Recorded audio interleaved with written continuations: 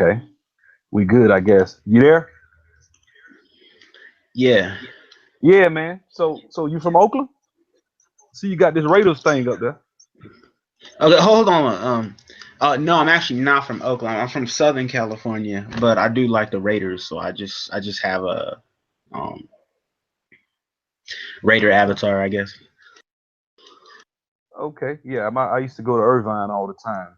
Uh, my brother used to go to Irvine Spectrum and hang out and stuff. Oh, cool. Yeah, I used to. He lived in Irvine for a while. What interested me about your channel, man? I listen to everybody, man. Like I do. I listen to all types of people with dissenting thoughts and things like that. I'm actually the IT developer. I live literally about 10 miles away from uh, Johns Creek. So when you read the article, is I have a very interesting, I guess, insight into that because I am a database developer, a data architect. I've been doing IT for about, I say about 6, 7 years now, 8 years, whatever. And I've experienced, the trying to get in. I've experienced what it takes. I've with me working with them and working around, the Indians and the Asians. Pretty much, I learned how they treat their kids, and because they'll start talking. They trust you because even though they are somewhat, some of them are racist. Once they see your stuff and you know what you're talking about, you earn their respect a lot of times. So they'll let their guard down and tell you certain things about how they send their children to Kuman and these different, Sylvan Learning Center. They send them at 3 years old, and by the time they get to 10th, 11th grade, they're already way light years ahead of the kid that's just getting a hold to geometry in the 10th grade or something. Yeah, yeah. Absolutely. I've heard of him do that. And in the article, we're talking about, I think they did say that the Asians, that were in that town in Atlanta, that suburb, they were sending their children for extra help that the other kids weren't getting. And I they, mean, to me, I have a son. I have like a 12-month-old. He just turned 12 months last week. So I already called the people. Like, when can I get him in there? Like, I'm not waiting. I'm not playing. I'm gonna, and I played college basketball. You talked about sports and us playing sports. I see the value in sports. I think sports, if you ever want to get to the root of who you are as a person, is I think one of the easiest ways to do that is direct competition, in sports, football, basketball, even chess, anything. It doesn't necessarily have to be a super athletic sport, but I like to challenge myself in basketball and see what I was capable of and going against the best. And so I think there are values that you can obtain through sports. However, I feel like a lot of times where we as African Americans fall short, and it's easy to see. You got what 5 million guys every year coming out, of 5 million black kids graduating. It's not that many, but let's say 1.5 million black kids graduating high school that are males every year. Trying to get scholarships is only, let's say, out of all the colleges, you got maybe what 5, 6 thousand scholarships, Division One, Two, and Three. Maybe a little more, and then by the time you go to the NBA, you got maybe, I don't know, two per team. There's 64 jobs. Only 30 to 40 of those guys are going to actually make the team. So I right. mean, the odds are terrible. But getting into medical school is not as difficult. Or getting into, I actually have some friends that are. I know a few people that are doctors that literally make 700. One guy has his own family practice. He makes over 1 million a year. Wow. And so these people make plastic surgeons making 700, 800 a year. Just and they started at like 29. As a when they got finished with their residency and they went out, and so it's ways even in IT. I literally flipped houses. I owned a comedy club. I was a real estate investor. I owned a comedy club. I was a produce manager, and then I got into IT, and I've been working. I've never made under $30 an hour.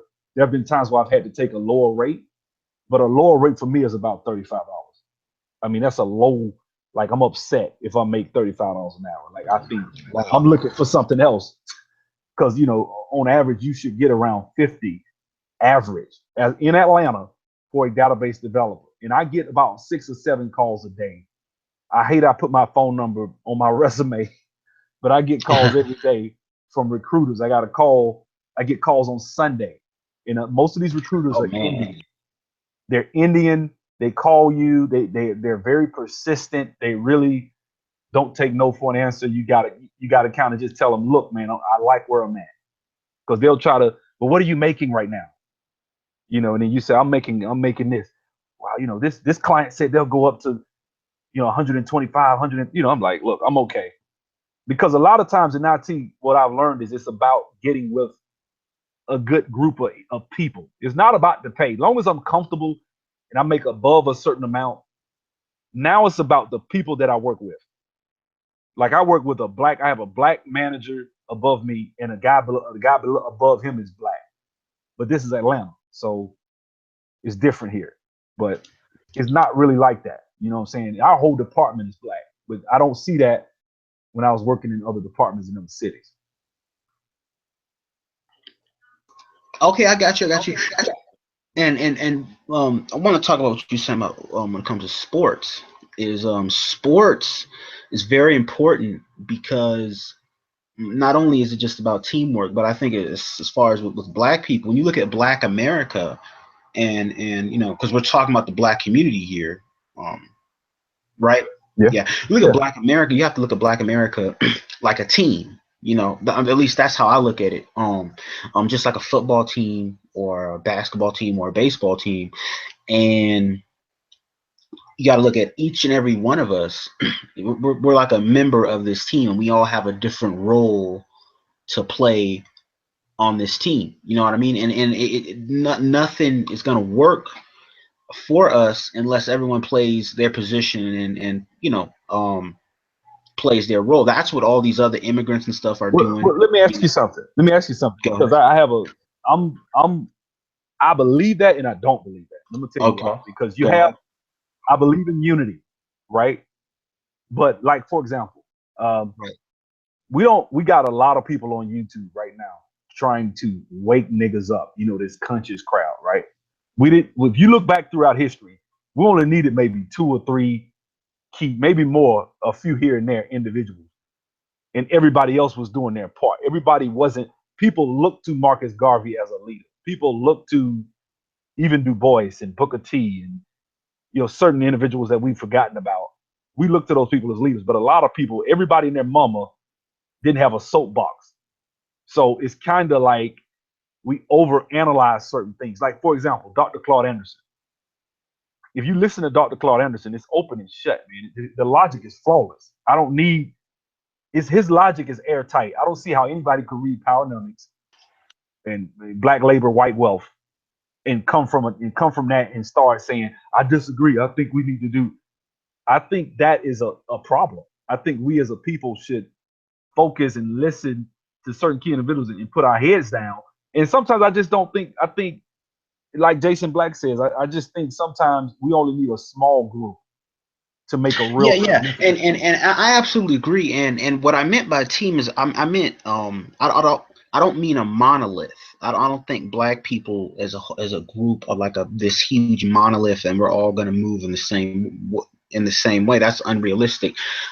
You're going to have some Black people who are going to be entrepreneurs, and then you're going to have some Black people who are not going to go into that. You're going to have some Black people who are going to want to go overseas and maybe invest in stuff overseas, and you're going to have some Black people who aren't going to do that. You're going to have some Black people who are going to be more conservative, and you're going to have some Black people going to be more liberal. Okay, that's fine. I get that. Not every I'm not saying we all got to have like a hive mind. What I'm just saying is there needs to be, like you said, I'm fine working with small numbers. There needs to be a core group, a very disciplined group of Black people who are going to go forth and put um, positive infrastructure in place. That's all I'm saying, and that's really all we need. Infrastructure is always built by a very small percentage of the population. The masses don't participate in the building of actual infrastructure. It's a small elite You group. beat me to the punch, bro. You beat me to the punch. That's exactly what I was going to say. Yeah. And I know you're probably familiar with the men who built America that came on History Channel. You're talking about they're talking about the founding fathers. Well, no. It was a documentary, docudrama, so to speak, about Okay. the robber baron. It started with Okay. Wow. Okay. Vanderbilt, and it went on Yeah. like 4 nights. One night it was Vanderbilt. The next night it was Carnegie, and the next night it was Rockefeller, and the next night was Henry Ford. Yeah. Absolutely. And speaking of Henry Ford, I'm glad you Oh, and brought up J.P. Henry Morgan. Ford. Yeah, Um, go ahead. Henry Ford is so interesting that you brought him up, but I don't know how much reading you've done of him, and even I haven't done as much extensive reading on Henry Ford as I want to, but I'm planning on doing so. But do you know Henry Ford? Um, he didn't just produce. Well, first let me start out. In the 1890s, have you ever heard of a car company called the Patterson Motor Company?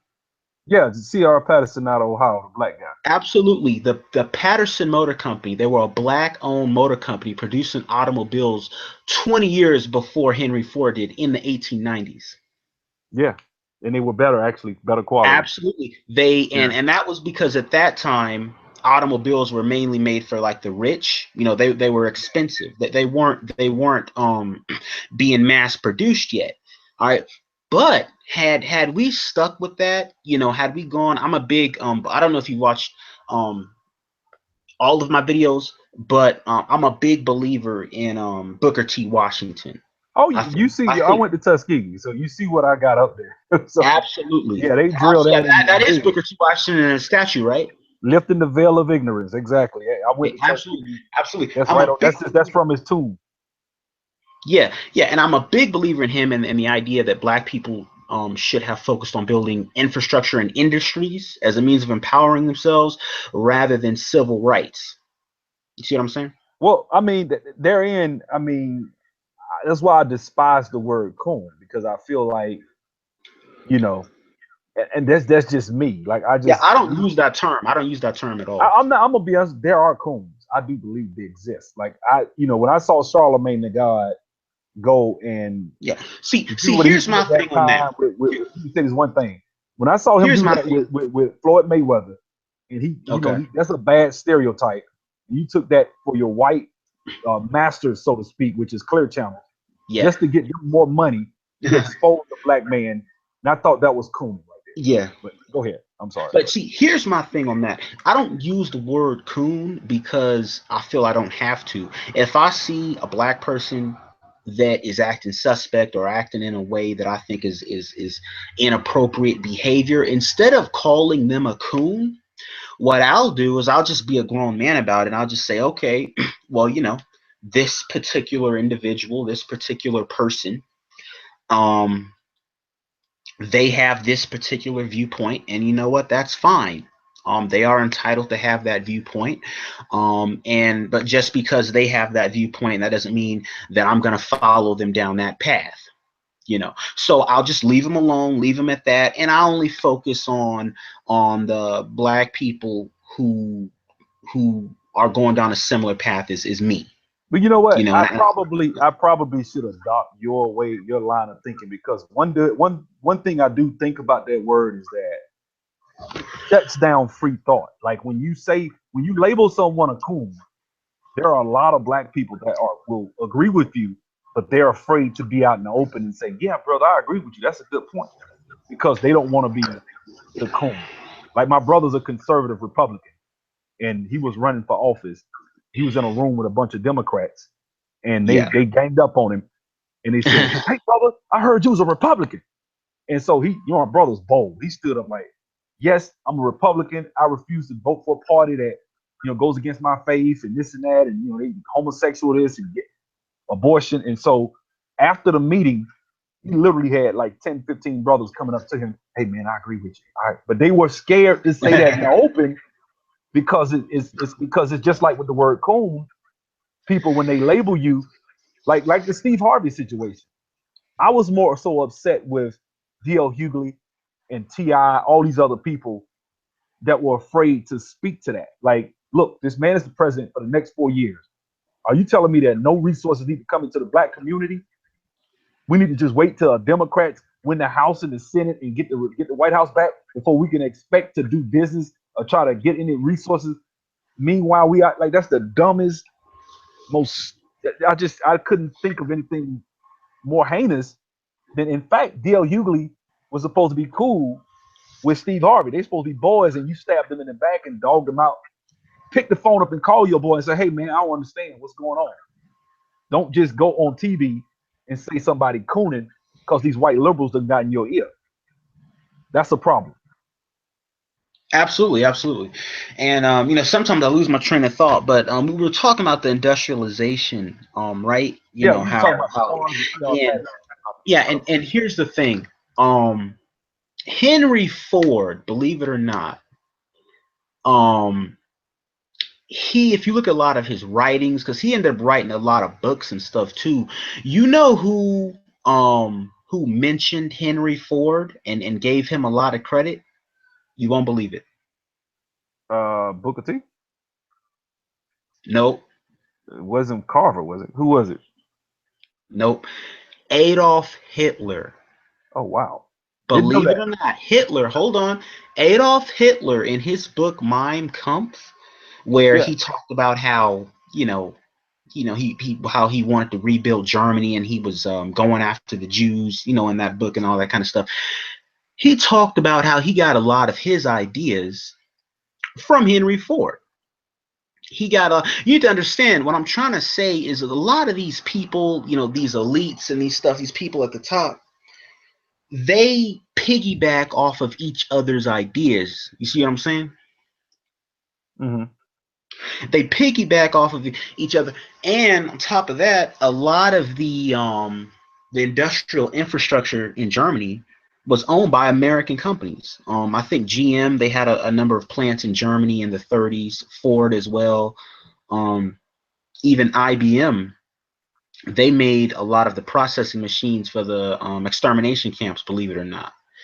And the point I'm trying to make is that, see, we're taught in Black America to think emotionally, but we don't think pragmatically. And what these people do, the reason we keep getting beat is because other groups of people, they will take ideas that work from other people and they will implement those ideas for themselves to put themselves in a better position. You see what I'm saying?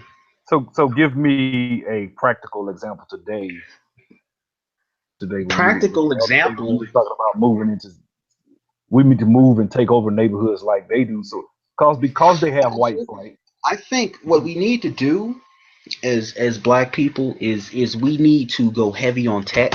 We need to go heavy in the tech industry, and we need to learn from like what a lot of these. Have you heard of there's a blog out there? It's called Dream and Hustle. No, Have you heard of that? no. I would highly recommend that to you, brother. Basically, he's a brother. He's in your city. He's out of Atlanta.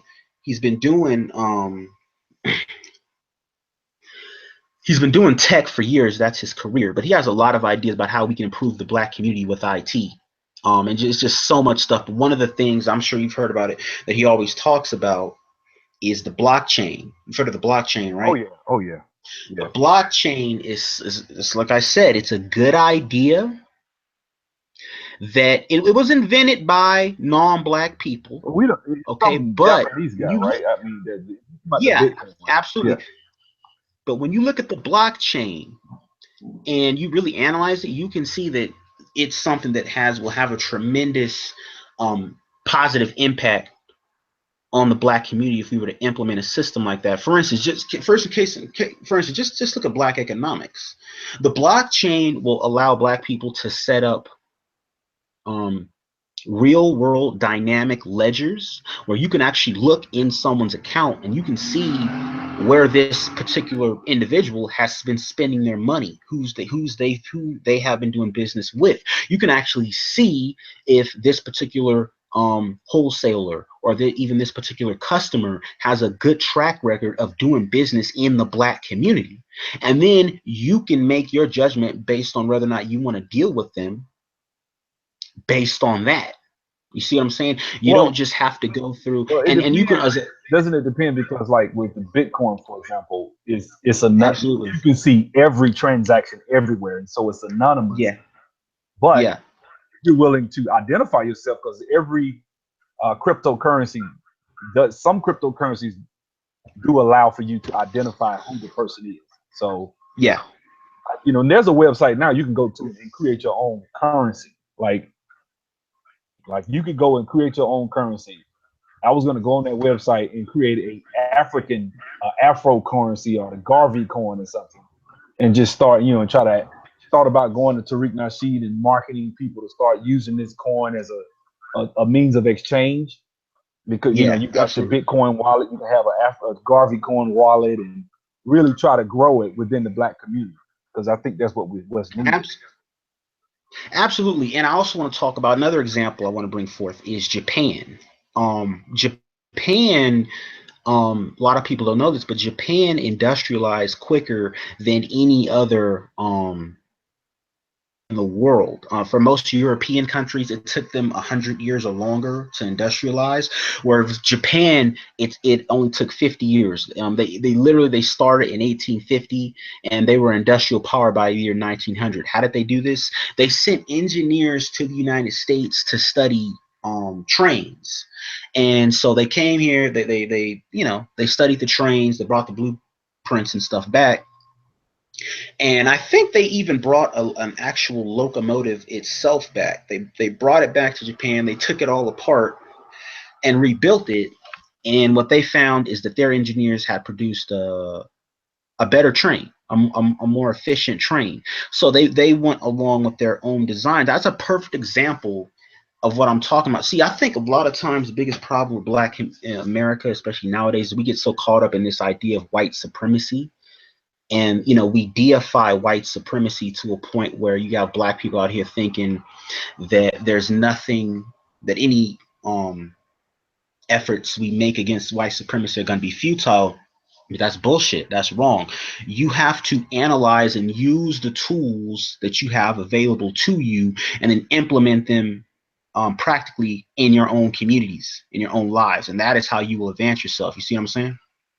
Oh yeah, definitely. I Yeah. actually had a And hangout with black men taking back our communities. He has a video called "Why White Supremacy Doesn't Exist," and he says the exact same yeah, thing.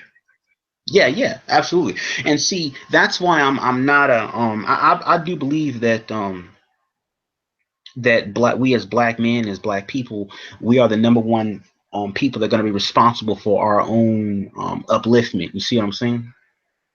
Oh, definitely, definitely. Not That's the why I government. despise no bump. And you That's know why. BGS Sidmore, right? You know BGS Sidmore, right? Yeah, I'm not the biggest fan of his, but yeah, I'm Yeah, I'm not a fan of him, and but you know why I'm not, right?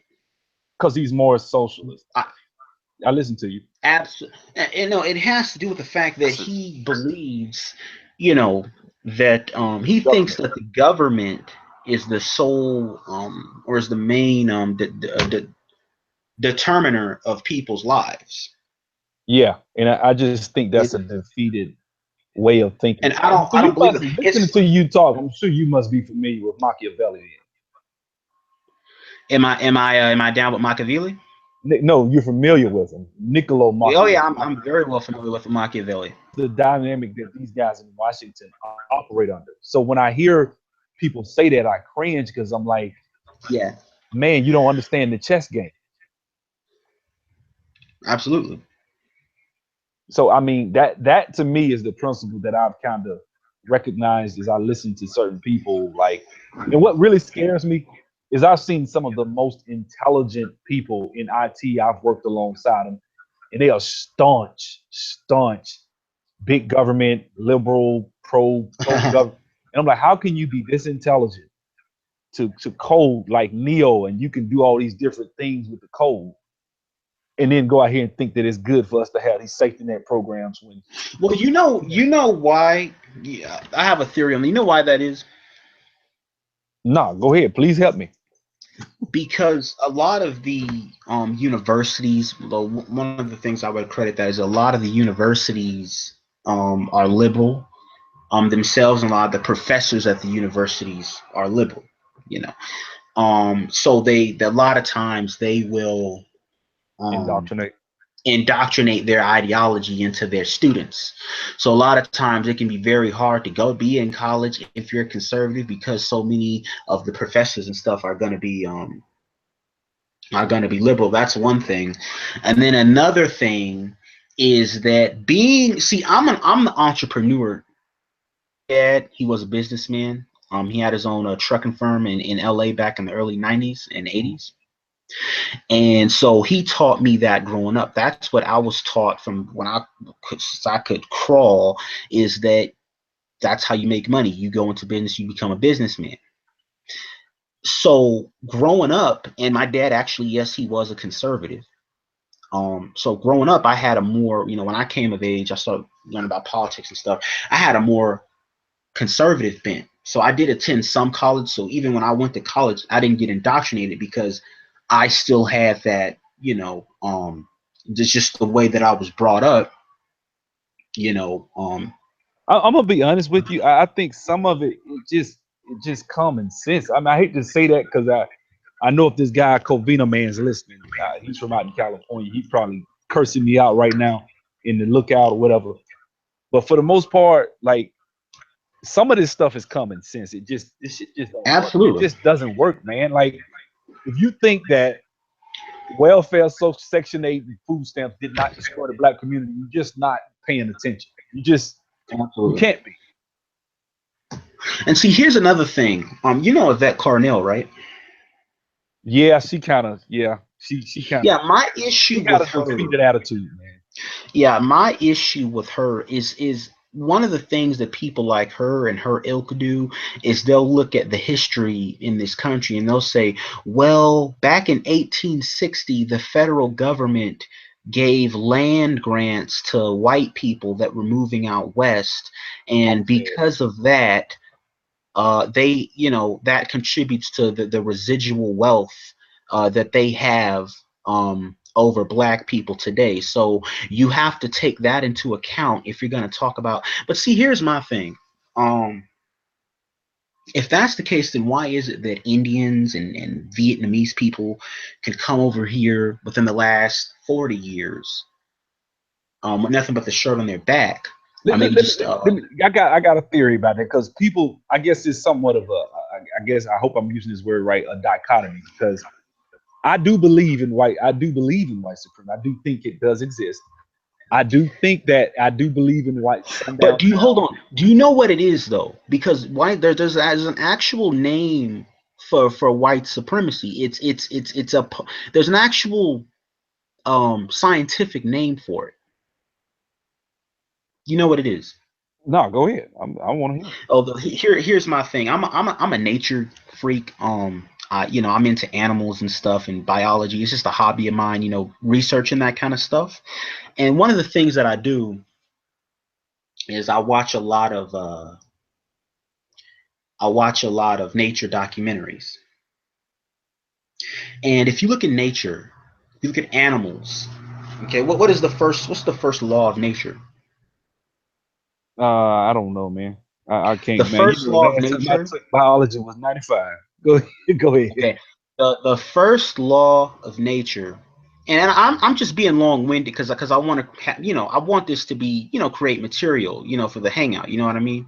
So it's not Nah, like bro, I'm trying to I talk drag it all the on, time, man. but Like just this, let we me make talk my like, analogy here.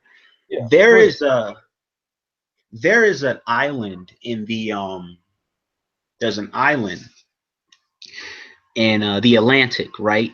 Where there's an island, and a lot of seals they go to this island every year to breed.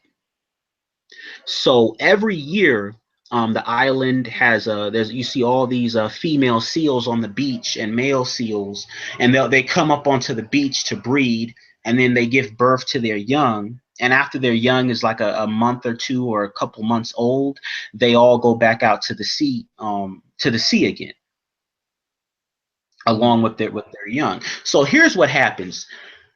There's a group of killer whales that live in that area, and these whales have figured out that, well, every year, breeding season, they know that these seals go to that island. So guess what they do? They go to the island and they hang out around the island. There's a documentary where a guy, he went to going on, and what they found is they found that the seal population was decreasing on this island. They want to figure out why. Was it sharks, because that's who mainly eats seals? Was it some other predator? They thought it might be the killer whales, but the killer whales were just swimming off the coast. They were not even trying to come up on the beach and grab any of the seals or anything.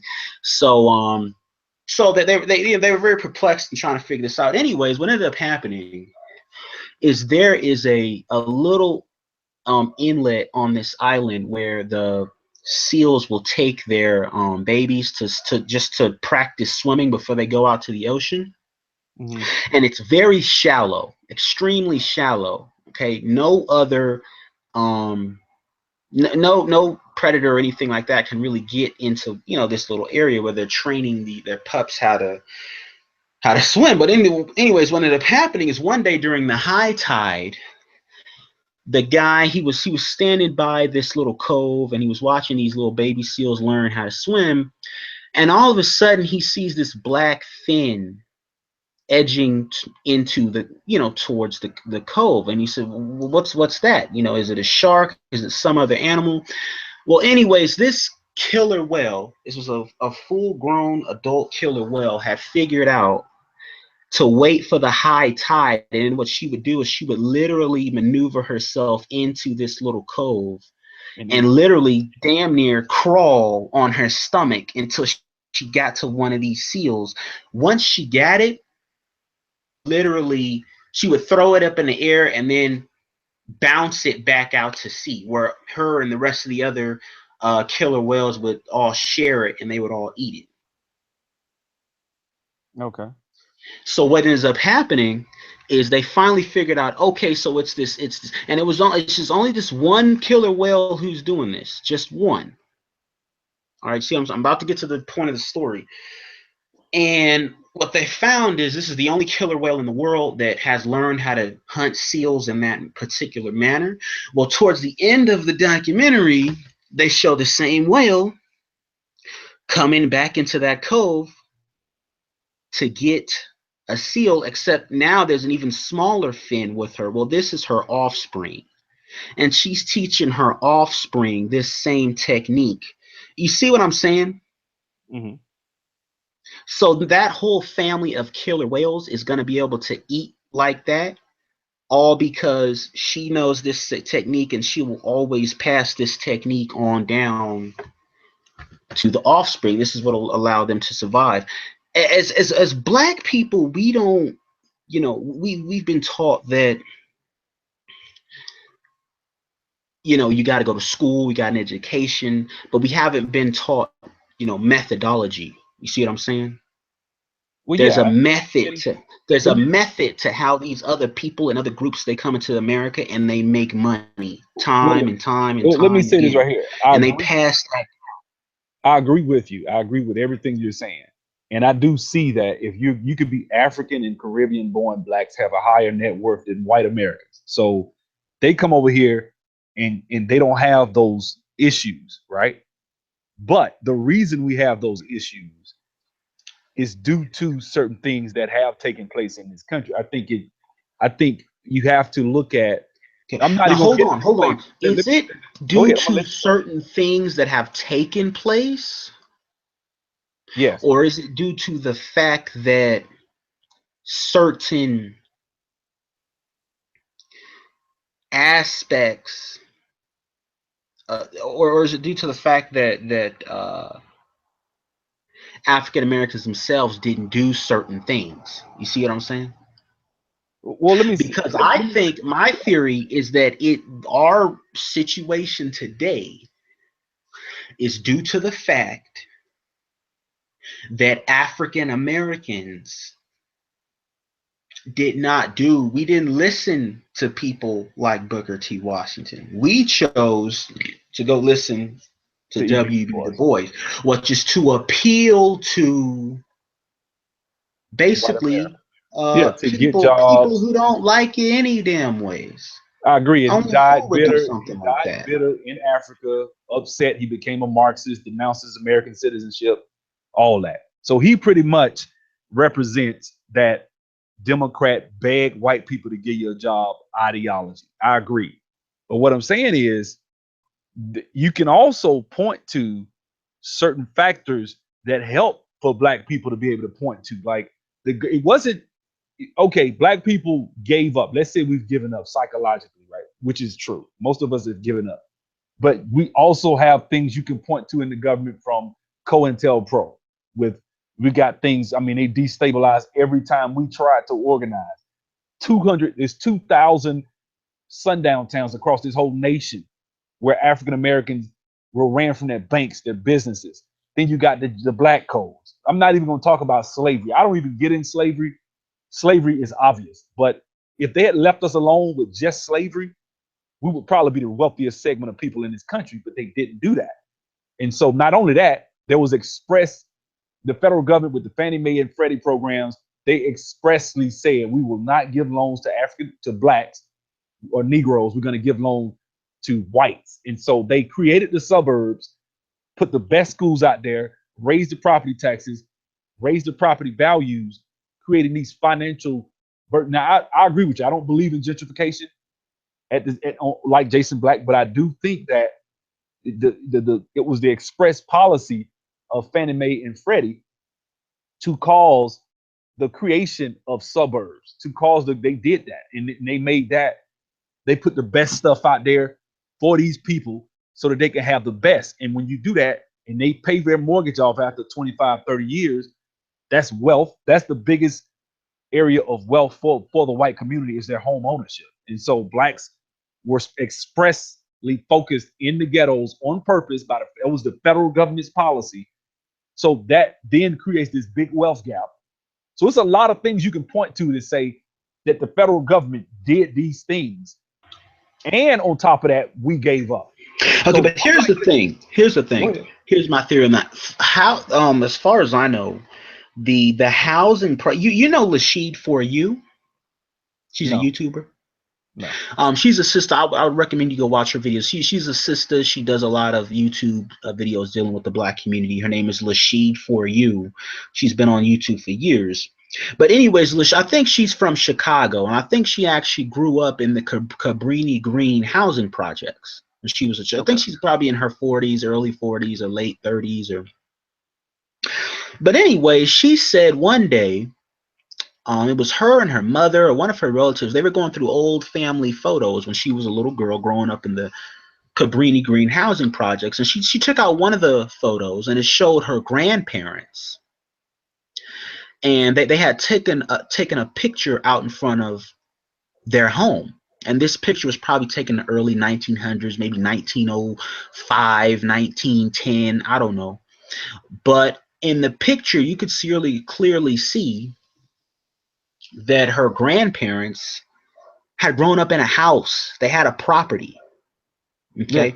Fast forward to the 1970s, she's growing up in a housing project. Mm-hmm. Now, how did that happen? How did her grandparents, this was the early 1900s. This was during the height of Jim Crow and segregation and all that. And they were able to grow up I in have a a house, specific but she answer for had to this. grow up I in have a a housing specific. project. You see what I'm I have saying? I have a specific answer for this. Hold on. What I'm saying is there was a disconnect there. At one point, that lets me know that at one point we did understand and know the value of owning property, and we did so. Oh, Then we at did. I at agree. some point that stopped being the priority. Well, let's look at the Reconstruction era. Slavery, you took people that was working 20 to 18, 20 hours a day. You set them free. They built the whole entire country. 90% of what was sold on Wall Street was a direct derivative or directly from slave labor. and you set these people free and tell them every dollar they earn they get to keep. They took over. The Reconstruction, we were going to run this country if we had been left alone.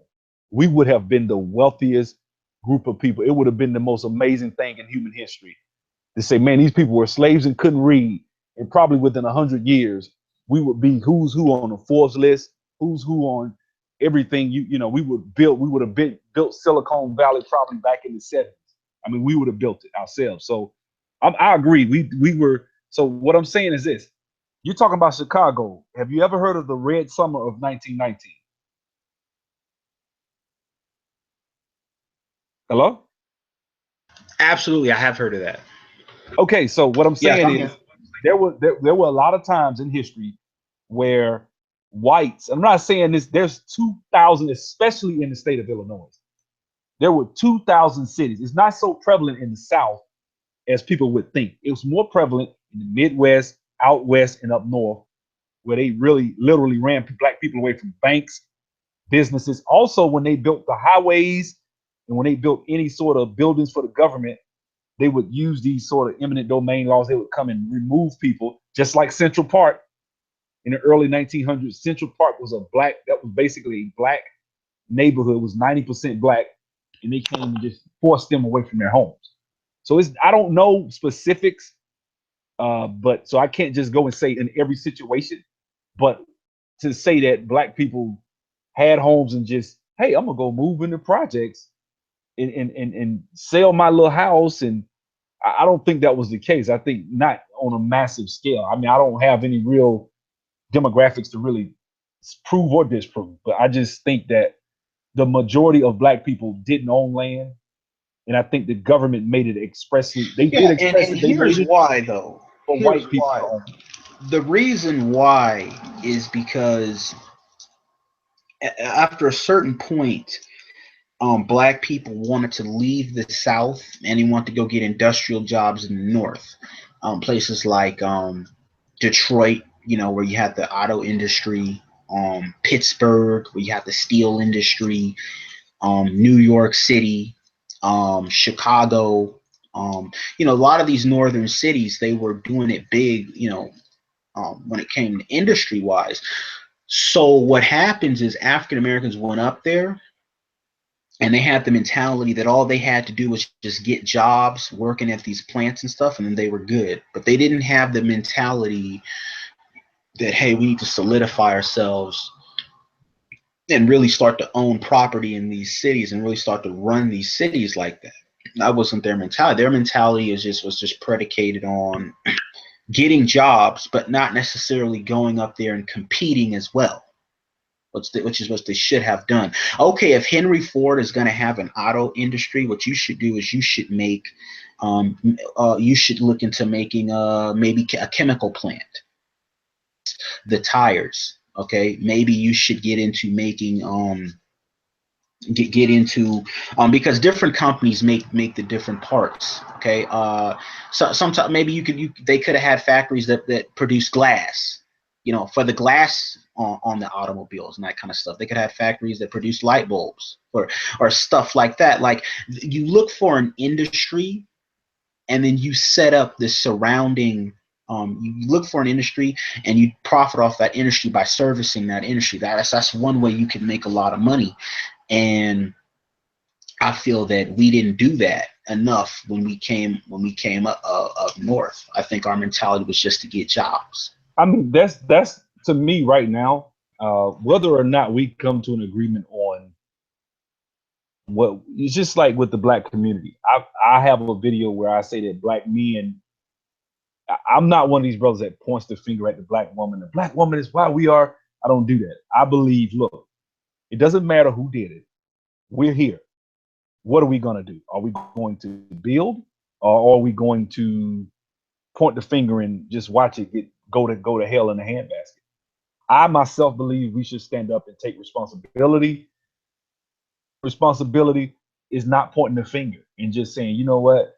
Yeah, the black community's messed up, but these are the steps. These are the actionable steps that I'm going to take so that we can have a substantive, black infrastructure built. I'm going to start building that infrastructure. I'm going to start these businesses, and I'm not gonna get there, and my son's probably not gonna get there, but my grandson will. And so I'm going to lay this foundation because we are messed up, and not necessarily put into. I don't believe in pointing the finger. I don't. I don't like, because I think that because to me, I love the black community, and I think there's a dichotomy when you say you love the black community, but you don't want to build. And it's kind of, building isn't just business. Building is family, having your offspring is, and there needs to be a certain structure that's most optimal for that. Absolutely, I agree. And so people, when they say, I respect I respect a lot of these MGTOW brothers because they some brilliant brothers. That's the problem. They're very intelligent. But I'm sitting like, okay, I understand up, and you got a lot of women out here doing this and doing that. But are you saying you're not going to have any kids and you're not going to build? And if you're not, you then turn around and say you love us. You don't love your community.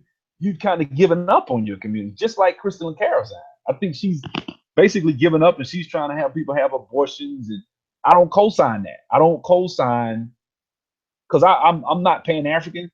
I wouldn't say, but I am very pro-black. I'm almost Pan-African, so I really understand. If you say you love black people, then you're going to build. We got to get in the game. There are, like I told a friend of mine, the guy Vector 313.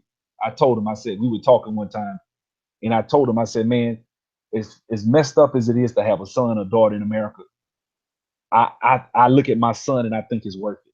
All the shit. If me and his mom have issues, we have issues. At the end of the day, it's worth it. When I take my last breath, damn it, I left him something. He's not gonna start where I started at. And that to me is priceless. That, to give my son some sort of legacy to say my dad built something. He's gonna be able to say that. If I got insurance, if I die right now, he'll have something. But even if I live, Lord willing, long enough, I want to leave him hotels and apartment complexes, and I want to do that. And for me, that's worth it. Absolutely. And my thing is I think it's not as black men, we need to look at that. It's not about the destination, it's about the journey. See what I'm saying? Yeah. And getting to the journey is what is what's gonna make us, not the destination. Because someone could be given, you could inherit a bunch of stuff, you could be given stuff, you can be given a bunch of wealth and a bunch of assets and stuff like that, and you can squander it all away because you have no character. You see what I'm saying? Definitely, we see that right now with these professional athletes. Yeah, but when you spend a whole lifetime starting from zero, and you build yourself all the way up to that point, you appreciate it more because you understand the blood and sweat it took to get there. Exactly, and that's why when I look at white people, it's kind of I admire them, but sometimes I look at them and say, damn, I kind of dislike a lot about them. But at the end of the day, you gotta admire. Well, when you look at who? Whites. When you look at white people, yeah. When I look at white people, I say, damn, these people are willing to die for what they believe in. That's why they run the world. They're willing to. They will not be subjugated. They don't believe in being subjugated. Like, you say what you will about them, but you gotta give them that. Like, you gotta give them that. Damn, these white folks, man, wherever they go, they trying to rule. They trying to take over. Damn, we gotta adapt. They're hunters. We gotta adapt. And I'm gonna tell my son, because I was thinking today, I had this thought, man, when I left work today. I said, I want my son to play basketball and learn a lot, because it teaches you a lot, like we said. But at the same time, instead of, because I read, when you read that article, right? The Asians, this is the key. Like, I work with a lot of Asians. A lot of times they're not the most brightest individuals. They're good at the actual code, but a lot of times they don't put it together very well when it comes to, now they're learning how to. I'm not gonna say all of them, but a lot of them don't know how to put the pieces together, the methodology, if you will. So in business, like, you can teach a kid math, you can teach a kid how to be a great engineer or a great IT programmer, but if you start a child in like 7 years old and you teach him business and let's start a business, because to me, it's one thing to know how to code and do one thing. It's another thing to know how to run a business successfully. That's another Absolutely. skill entirely. So I want to start my son at yeah, I'm gonna teach him math and all that. He's gonna be the double whammy. He can be able to do the math, he can play sports, but he also knows business. He knows how to trade, he knows how to do certain things so that he understands business. So it's going, I'm gonna try to coach him and coax him into putting it all together instead of just having, because a lot of times you could be just a coder or just a guy that is good at, coding and doing certain things, but it takes a whole different level of guts, if you will, or emotional, like IQ, EQ, whatever, to be able to talk to yourself, what you're telling yourself internally as you go out there and take your last $15,000 and try to do this business. So that takes a whole nother skill that I think Americans are the best at right now. I think that's why we still rule. I think in business, I know people say we don't, but in the sense that I think Americans have an innate, a lot of white Americans have an innate ability to say, "Hey, I'm going to make this. I'm going to make this work." And Absolutely. that's why America is what it is, because they understand how to make a business work, not just how to code or how to do the pencil, the bean counting, so to speak. Absolutely. And like I said, and like you said with your son in basketball, so much of sports is about having that killer instinct and being able to go out there and be a hunter, you know, and capitalize, make that play, make that shot when it counts, when the game is on the line. And I think that is what is lacking a lot in a lot of us as black men. And I think it's because we've been feminized by stuff like the civil rights movement and stuff like that. But we got to reclaim that masculinity and reclaim that hunter killer instinct. We're African people. We invented hunting. Okay, we were the first people on the planet to hunt animals to begin with. So I know we got this in us, to go out and do this. We have this killer instinct. We just got to get up there and go out there and do it, and just work with the people who want to work with us. You know what I'm saying? If you're a hunter, you got to go find another hunter.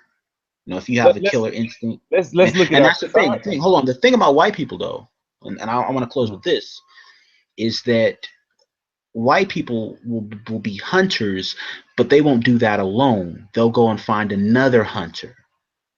You see what I'm saying? And then they'll go and they'll hunt in a pack. And they'll be successful. Their chances of success are increased because they will all hunt in a pack, and they will coordinate. All of those men, Carnegie, Rockefeller, who else did you say? Ford and who Vanderbilt, else?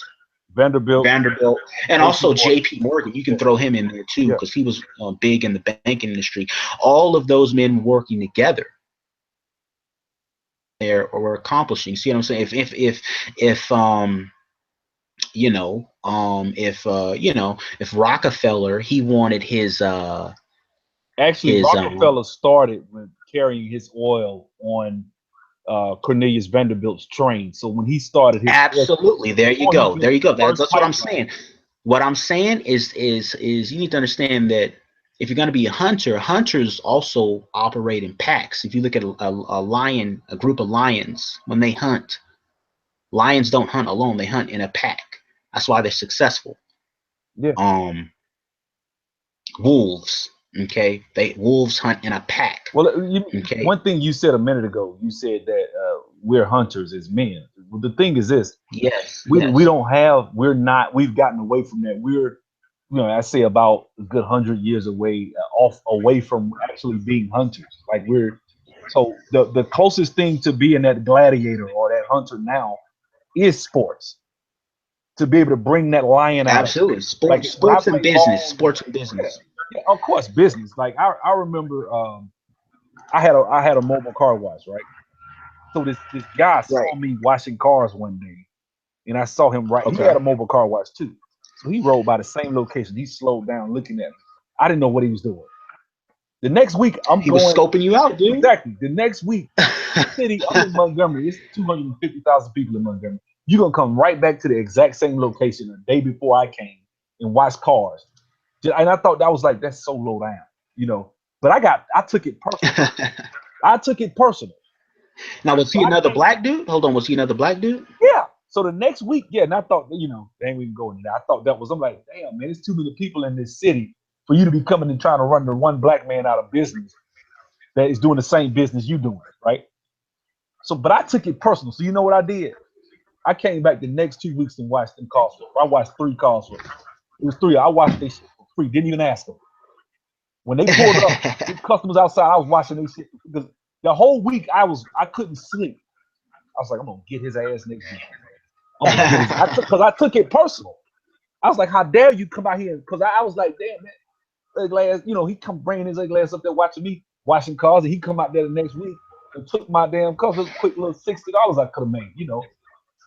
But from that point on, they was fucking with me because they was like, damn, I appreciate this guy. He washed my car for free to charge me that. I got rid of his ass. But it took that. It took me having to, for him to do that, for me to do that. I wouldn't have done that until he, you know, but I was, that whole week, that's all I was thinking about. I can't wait till Thursday. I'm going next Wednesday or next week, and I'm coming in there and I'm washing cars for free. And I'm going to go in there and not, hey guys, just wash them for free. Just want to let you know, I appreciate you guys, you know, just to run his ass from over there. Yeah, I got you, man. I got you, man. And let me go take a let me go get a drink real quick. Yeah, go. But keep talking. I'll be right here. I'll be listening.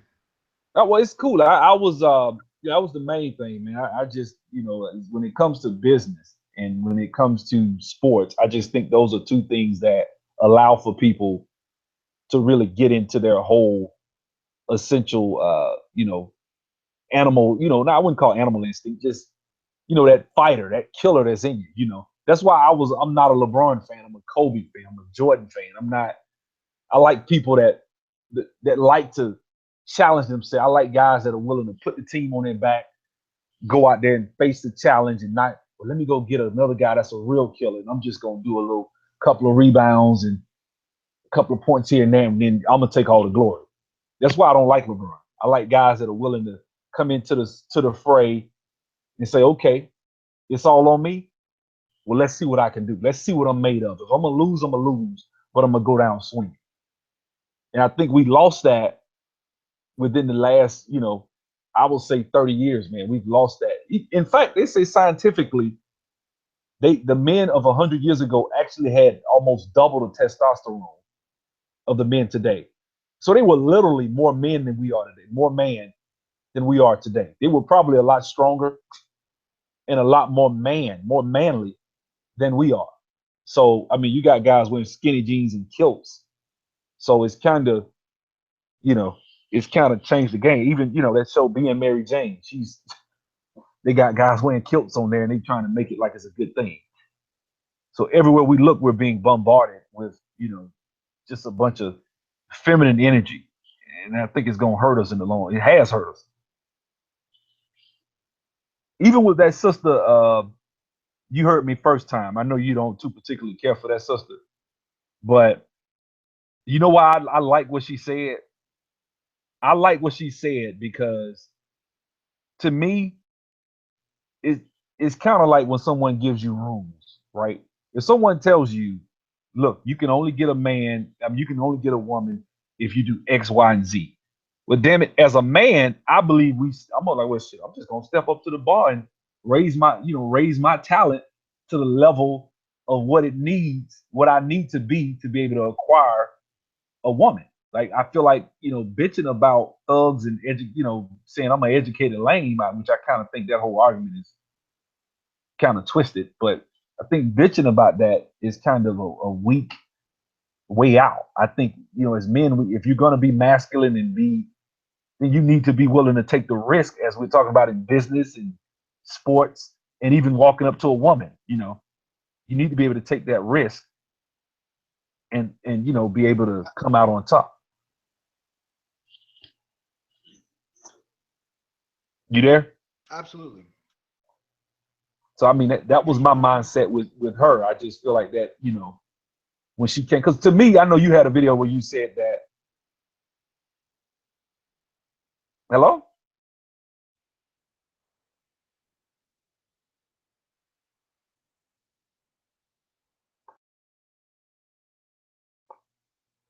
Yeah, you back?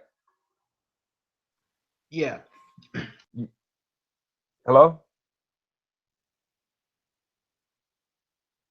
Yeah, I'm here. Yeah, like this is the thing with the whole educated lame argument thing. I felt like that to me is about manhood. It's not about the dysfunction of black women. I really don't think that. And the reason I'll say that is because, as you can see, I went to Tuskegee. I'm a database architect. I quit. I would call myself. I'm not a lame, but I am educated. I never had a problem getting women. I don't. And I struggled with when BGS Ipmore had her on his show or on his channel. I struggled with that because the whole time he was saying, I know women, I'm very successful with women. I was like, well, damn, if I go back and listen to your other video, you were saying that women don't like educated lanes. They don't like guys that got education. They prefer thugs. And to me, this is something I learned a long time ago. You can create what a thug can create. If a thug can create excitement and mysteriousness and mystery to a woman, then so can you. You don't have to be a thug to create that. I think thugs get a pass because culture kind of does it for them. So all they got to do is just show up. But that doesn't necessarily mean that a guy with a bachelor's degree or a guy that's got a clean shave and a job and a 9 to 5 and he doesn't have a criminal record can't do the same. And I went to college and went to school with a bunch of Greek brothers, alphas, uh, kappas, Q dogs. These guys were quote unquote educated, but the last thing they were lame, and they were very successful with women. So I kind of just didn't understand. I don't get that argument. I really don't, because all I've ever known is brothers that were successful with women that were clean cut and educated, and I just thought I just didn't get it. Like when they tried to use that show Awkward with Issa Rae or whatever the name of it, Insecure. I felt like that show, that brother was quality. He just was being faithful in that relationship. But I'm like, this brother went to court to Georgetown. He started his own company. He's smart. He's tall. He's decent looking. This brother had the other sister at the bank who was looked 1,000 times better than his girl, trying to get at him. He was anything but an educated lane. He was just educated. That's just my personal opinion. You there? I got you. I see what you're saying. And my whole thing about that is this. You know, you're familiar with, you heard me first time's backstory, right? Well, I know she was married to the guy, and he lived in Yeah. America. He still lives here. He didn't move to Korea, Yeah. but he still lives here. And they felt, they were married for a short time. Now she's with another guy. I guess she was saying that he'll marry her if she really was there at a point where they would get. So that's all I know. What she told me. It's obvious she's just getting used by these dudes. I mean, she's actually, when she's talking about educated women, she's really not even talking about black men. She's actually just talking about herself, and she's projecting herself onto black men in a way. I guess it's a psychological thing to make her feel better about herself. That he look, I can go make I can go make these black men on YouTube feel insecure about themselves. When in reality, she's just projecting herself. No one is feeling insecure, put down by any of this stuff that she's saying. And like you said, in real life, we know that in reality, these types of brothers, these smart brothers and stuff, those are the ones that be getting the women. Okay, it's not the other way around. So she's just basically, iterating stereotypes to. Well, wait a minute. I'm confused now because that's what she said. She said, brothers, that if you're lame, then you're just lame. I think you kind of alluded to that. She said it. You said it. you're kind of on her side. I'm not saying what her hearts and motives and her intentions are in her heart, because I don't know that. But I do know her argument. I just stick to her argument. I don't talk about her life and what she was doing. I just know for her personal argument that she makes about the actual educated lane, you kind of line up with that. So it's kind of I don't even see why you would disagree with it, really. No, the educated lanes don't get women because they expect women to be, or feel entirely attracted to them because I guess because of their credentials. But she's saying that the women aren't necessarily attracted to those credentials; they're attracted to other more superficial things. Well, I'm put like this: status goes into that. Like if you tell a woman that you are a whatever, whatever, and you make $95,000, $100,000 a year, that is status. Like any brother making north of $60,000 is it can probably just off his income alone, he's a top earner for the America. Most people don't make over 60,000.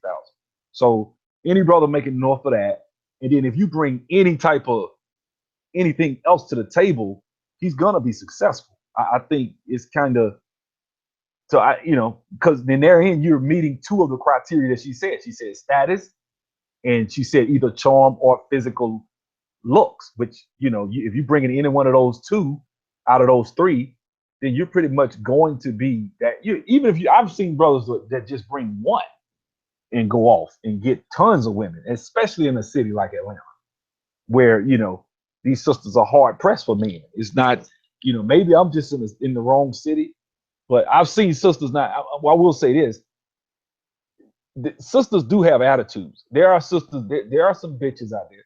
There are some women that pretty much prefer thugs. I go to the clubs. I see that they'll pick a thug over. I see that, but that's if I'm lazy and I just You know expect the why? women to just come to me. But if I don't, and I say, no, I don't expect sisters to come to me. I'm going to You be know at a why club women get thugs?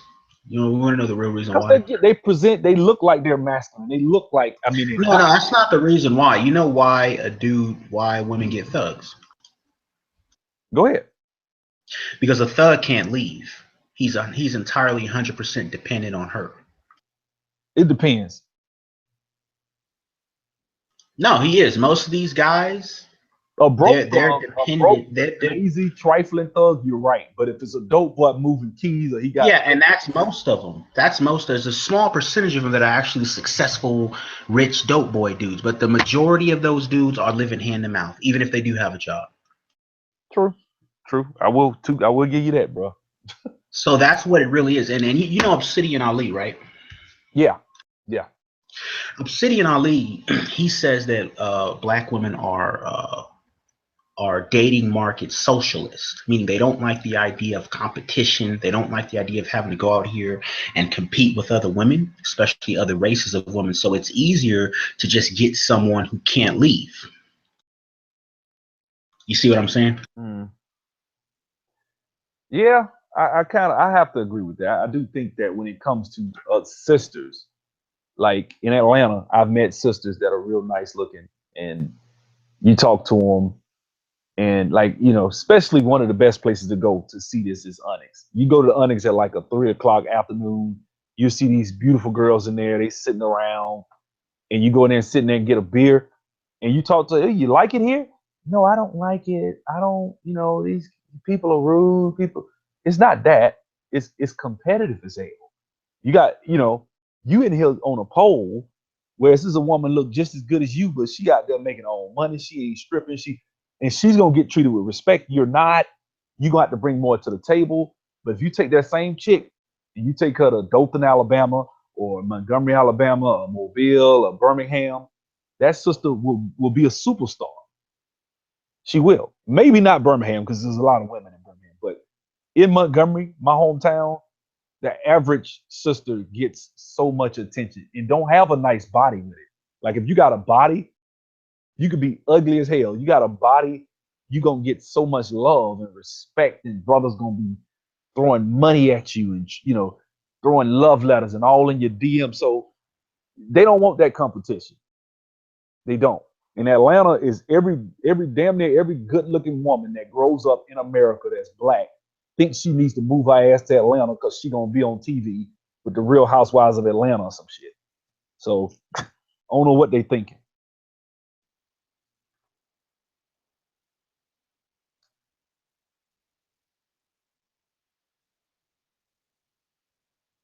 Yeah, keep going. I was multitasking with something. Oh no, no, you good. I was just saying, most of these sisters just have this attitude that think that, hey, I'm you're gonna go to Atlanta and meet me some rapper or professional athlete, and we're gonna have kids. And yeah, I'm gonna tell you something, man. Like when I was listening to It's that a Boyce fantasy. Watkins video, that Boyce Watkins video that you was talking about, he was in the van with those four people, and the female when she said, "Well, black rappers call women bitches and hoes," and I have a theory on this, man. If you're a rapper, right, you're going from city to city, right? Every night, night in, night out, at least 5 nights a week, you going from city to city. You book from Tuesday to Sunday every night, performing somewhere, even on Monday nights. And these rappers are meeting straight up like gutter women that will jump over the VIP ropes and throwing themselves at them. And a lot of these women are nice looking. But if you're a rapper, most probably 75% of the women you're going to meet are going to act like and carry and conduct themselves like bitches and hoes. So you're not going to, just go on Instagram, man. To prove my point, go on Instagram and look at these sisters that you see. Look at how they carry themselves. Look at that chick that just baited Rick Ross into coming. I didn't even read the story. I just saw the pictures and everybody made videos about it. And Rick Ross was seen with some chick in the club. That's a gutter bitch. I'm sorry. I hate to say it. I don't know her, but you on Instagram laying in your bed naked. Like I ain't got no respect for you. Like if it's so you a gutter. You if I get you, you get no respect. I will never look at you and take you serious. I'm just gonna beat you. I'm gonna beat the puss up real good, and I'm gone. That's what I'm gonna do. We got a chick, a famous stripper here in Atlanta named Malaya. Everybody goes crazy over. Drake done dropped out a couple of times. A lot of rappers done. Game was in the damn Magic City eating our ass out on the stage in front of everybody. Went down on her. Like, you a chick like that, you's a hoe.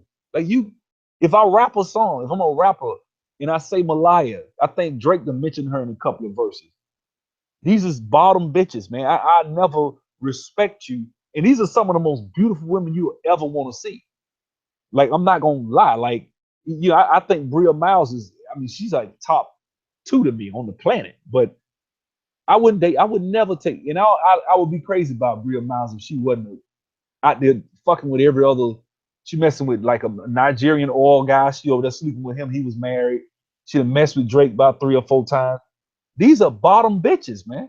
So when you talk about a rapper, that's the spectrum through which you gotta look at it through. Is that's all they deal with, you know.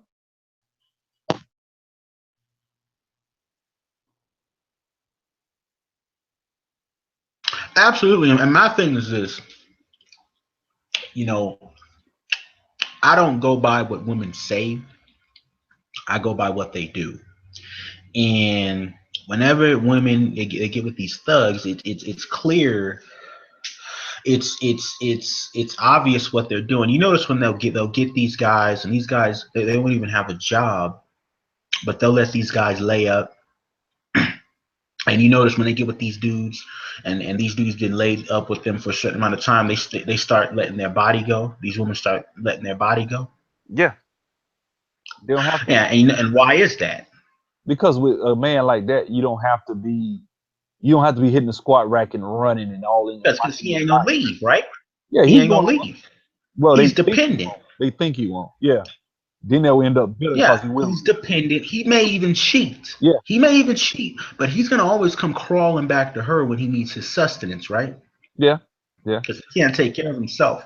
So that's that's really what it is right there in a nutshell. The reason they talk so much shit about the educated lames is because they know the educated lames don't have to deal with him. Educated lame, he can go and he can get him a badass white girl, he can get him a badass Asian girl, badass Hispanic girl. He doesn't have to deal, or an African woman from overseas who's badder than her. He doesn't have to deal with her if he doesn't want to. Well, I'm gonna say this. I I don't know, man. I'm kind of torn about this because part of it I agree. Then there's these guys are bitching too. They on the internet bitching. They're on the internet saying that they can't get this woman, or they're coming up with this, caricature of a woman. She has 5 kids living in the projects with red hair and fat, but she used to be fine in high school and now she wants me. That's the typical thing that they say in their videos, that she, now she wants me. And if you are, you got 5 kids with 5 baby daddies, you living in the projects, you got red hair and you fat, then you probably are. We all know a chick like that. But I think there's some truth to both sides. I think, like Chrissy, Sister Chrissy makes some good point. I think she's telling the truth. Is there is some truth to a lot of brothers that refuse to man up, put their damn emotions aside, walk up to a sister and say, hello, how are you?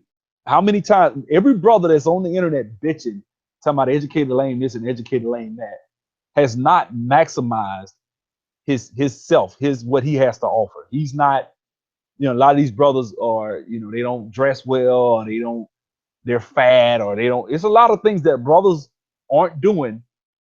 But before you bitch, you need to have done everything in your power to make sure that you're bringing everything you need to bring to the table.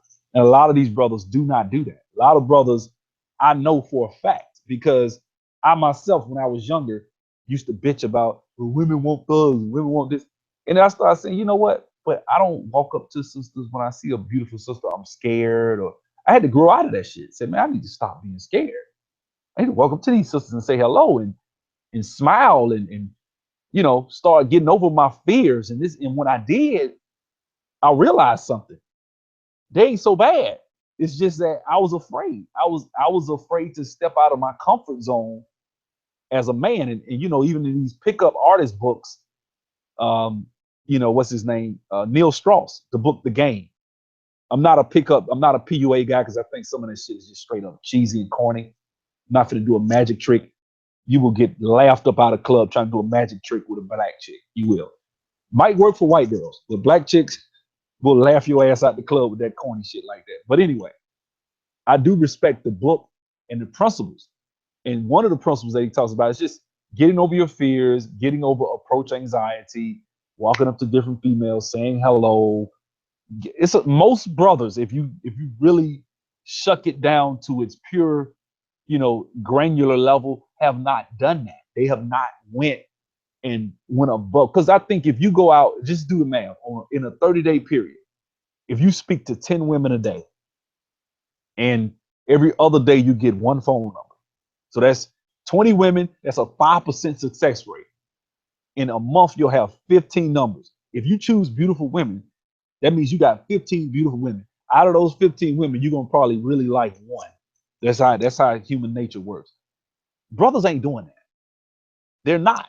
So you can't then turn around and say fuck black women when you haven't done your part. And I'm saying this as a man. I'm saying that's why I believe we need to take responsibility. Like, women, man, they'll fall in line, bro. I believe that shit. Like, if we get our shit together economically, financially, mentally, like, you a real sharp, deep brother, man. I don't know your financial situation, I don't know what you look like, but if you got your shit together, you gonna have no damn problem getting no woman, man. You might have to get her past her first little moments of letting her guard down. As soon as she get on that phone and listen, you're like, damn, this brother's sharp. He's intelligent. He's going somewhere. He's ambitious. He doesn't make excuses. Bro, that shit make a woman wet, bro. Real talk. I'm telling you from experience. I got you. Understand. Go ahead, man. That was it. That was my main point. But you're absolutely right. It really comes down to confidence, and it comes down to oh shoot, hold on. Then we clicked click something. All right, wait, what is that? I got this other stuff. All right, cool. Muted that. All right. The thing is that confidence, poise, and you just have to be able to charge a chick to the game. I don't care if a chick is not cooperating, you charge to the game. You know what I mean? And me personally, I don't know about you, but I'm the kind of brother, I don't discriminate. You know what I mean? I don't discriminate when it comes to a woman's background or whatever it is. Yeah. You can take any women, you know, and once you imprint her, you know what I mean? She's yours. It doesn't matter what background, whatever. And I think that's what we need to do as black men, you know, because yeah, I understand there's issues with black women. I understand that. But to spend a lifetime talking about that is just a waste of time and it's unproductive. So you need to go out here and you get females that are going to be susceptible to whatever your game is, whether you're a business owner, you're entrepreneur, whatever it is. You need a woman that's going to be on board for that. You know what I mean? Have a woman who's just going to sit there and throw up roadblocks or be a naysayer, stuff like that. You're going to have a chick with you that's going to be a ride or die type of chick, and she's going to be down for you, and she's going to be in it for the long haul. That's what I'm saying. And those are the traits you need to look for. See, a lot of dudes, they look for a fat ass, they look for big titties, they look for, you know, whatever it is. The thing is, you need to be looking for the whole package, not just because a chick can have a fat ass and she can be like shit, that chick that was with Kanye. What was her name Amber again? Rose. Yeah, you might have an Amber Rose on your hand, you know what I'm saying? Yeah, exactly. So, you know, it's the whole package that you gotta look at, go after. And you gotta understand and recognize what you're going after. You know, the hunter knows what kind of prey he wants to eat. And he'll know how to go after that, how to find and go after that particular type of catch. So that's what you have to do as a man. I mean, but that takes vetting, and that therein is, you know, that takes time and vetting, and then on top of that, that woman needs to be ready at a certain level for that herself. So it's not gonna be you catch a girl at 17. There's this one chick, she used to drive trucks. She lives in Houston, and she used to be an Instagram model or whatever. And she made a video like the game she used to run or whatever. She just was talking about how she cheated on some good guys. She said, I cheated on some good guys. I did this, I did that, and I was wrong. You know, I was, so, you know, it's just a level of maturity that goes with it, you know, that she just got to a point where she realized, you know, I did these guys wrong. They were good men. So it's not all just, you know, it's just like when these guys say, oh man, she's a baby mama, so she ain't shit. Like, I think that's just lazy. I think that's very lazy to say every woman that's a baby mama ain't shit. So if a woman gets married and gets a divorce, she ain't shit. Or if, you know, Jason Black got into a female that drove truck, got into it with her, and she had two kids, her husband died of cancer, she ain't shit. Or if a chick has a child at 18, you know, she ain't shit either. I mean, I think it just takes more to it. Go ahead, man. Give me 1 second. I gotta go to the bathroom. Give me 1 second. Keep talking though.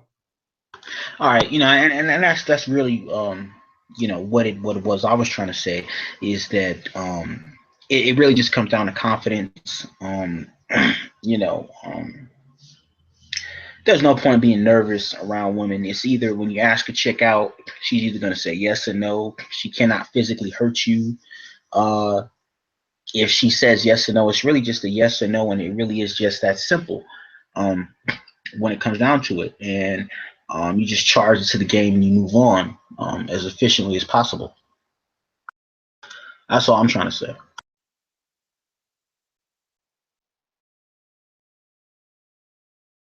Yeah, I'm here, man. Go ahead. But just like I said, it's just about charging stuff chicks to the game. You know, if she's not cooperating, well, guess what?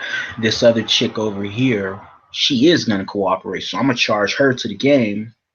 I don't care how fat his ass is, how fat her titties are. You know, I'm gonna move on, and I'm gonna keep going down this road. You know, get to where I want to go. I'm not gonna waste my time on certain females. You know what I'm trying to say? I feel you 1,000%, man.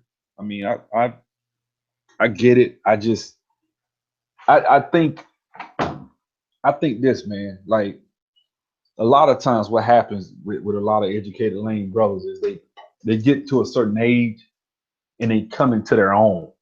You know, they get out of their shell. They say, okay, I'm older. I'm gonna go to, because when I was young, I would be afraid to go to a club by myself. Now I walk in there, chill, speak to people. It's nothing. So you as you get older, man, it's just they say your brain doesn't develop till you're 40, 45 when you start your emotions start to maturing and you're really at a point where that's why grown people don't get in fights too often.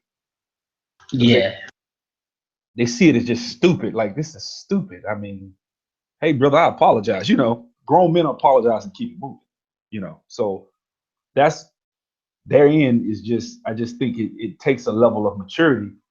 And a lot of times, man, we have to look inward and just look at our own shortcomings and say, man, I'm just shy. I'm afraid to step to women.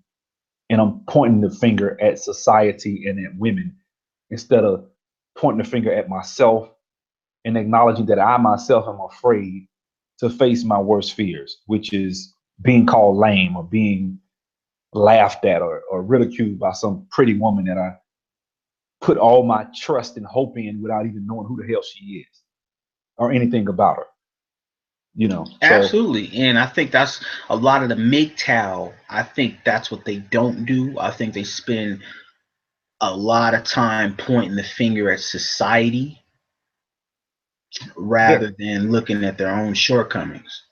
I mean that's what you've done politically when you talk about the black issues in the black communities. You said nothing's going to change. That as much as you push Booker T, right?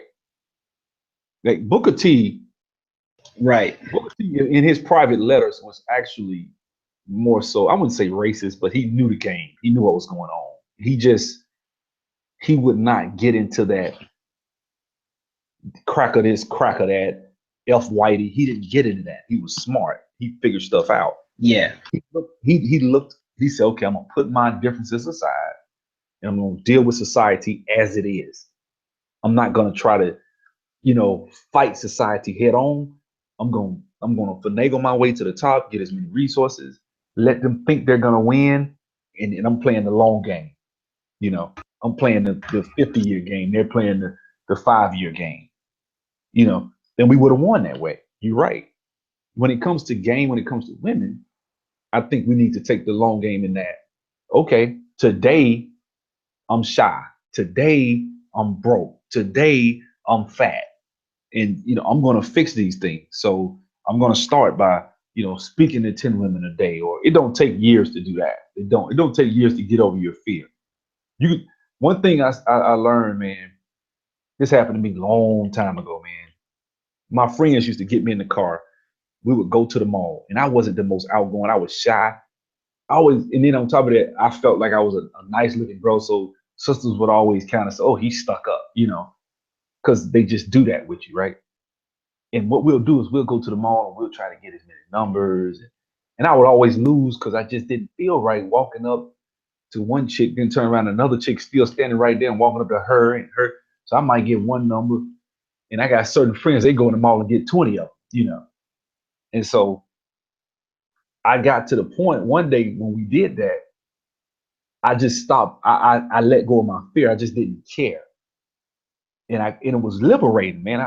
That's when I knew at that point that you can't overcome that. Now I kind of reverted back in my shell after we left that day and it wore off.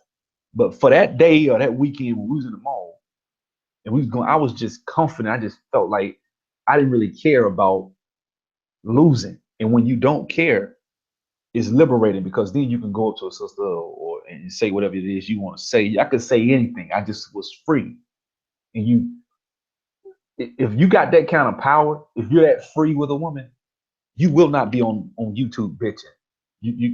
You can't be that free with a woman and then bitch. But the problem is you got egos and you got brothers that are very highly intelligent, probably got IQs over 140, So these brothers aren't gonna just let you intellectually paint them in a corner and show them where they're wrong if they got an ego.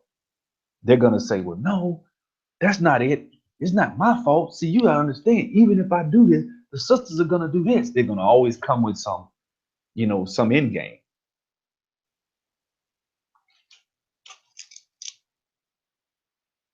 You there? Absolutely, absolutely. I heard what you said, but you're absolutely right. Like I said, just be confident. Drop the bullshit. Drop the shyness and nervousness, and just don't be afraid to check a trick to the game, and just keep it moving, Wait, because that's how the game is supposed to be played. but that's why I like what you heard me first said, because she just really laid out the guidelines of what we have to do as men. It didn't bother me one bit. Status, you can achieve status all kinds of ways. People achieve status in prison. I mean, and wind up sleeping with the female inmate guards. Status comes from a lot of different angles. So Yeah. look here, man. Let me. I'm gonna have to go. Uh, my girl just got me a Valentine gift. I gotta show her some love, man. But let me. I'm a. I want to try to hook up with you again this weekend, man. Would that be okay? Okay. Just go and hit me up, and we'll see if we can get something started. But anyways, nice talking to you, man. All right, man. I appreciate it. Thanks for the opportunity. I don't even think I said that at the beginning, man. Thanks for your time and everything, bro. You're a sharp brother, man. I appreciate you. All right, cool. All right, man.